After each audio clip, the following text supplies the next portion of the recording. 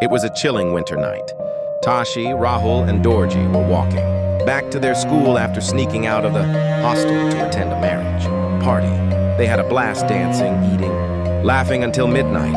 When Rahul finally reminded them it was time to return, they started their walk back, not realizing the dark myth that surrounded the place.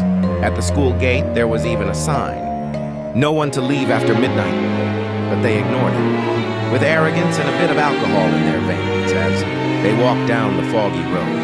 Tashi suddenly heard whispering voices behind him. He turned around, but there was nothing. Only an empty road, blanketed in thick smoke. He shrugged it off, thinking it was just the alcohol playing tricks on him. Moments later, Rahul heard the faint cry of a child. "Help. Please help." The voice came from the distance. Worried, he ran towards it, but all he found was a small doll lying near a big mango tree. A chill ran through his spine. He turned pale and sprinted back to his friends. Meanwhile, Dorji was laughing, trying to calm everyone down, until he heard two screams echoing in the distance.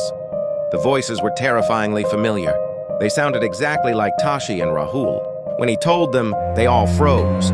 Each of them had heard something unexplainable.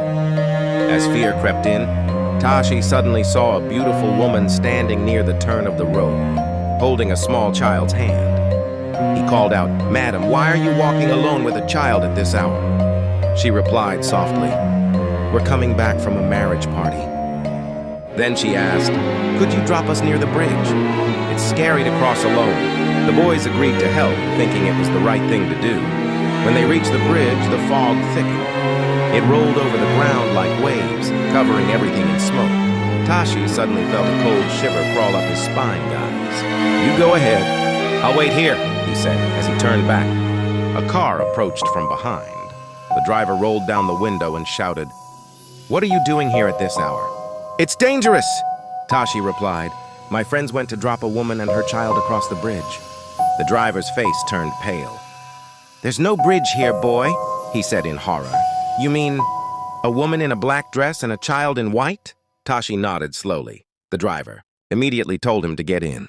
They drove straight to the man's house, where he led Tashi into a prayer room. There, with trembling hands, the driver said 30 years ago, a woman and her daughter were raped and murdered on this road. Since then, people who pass here after midnight go missing.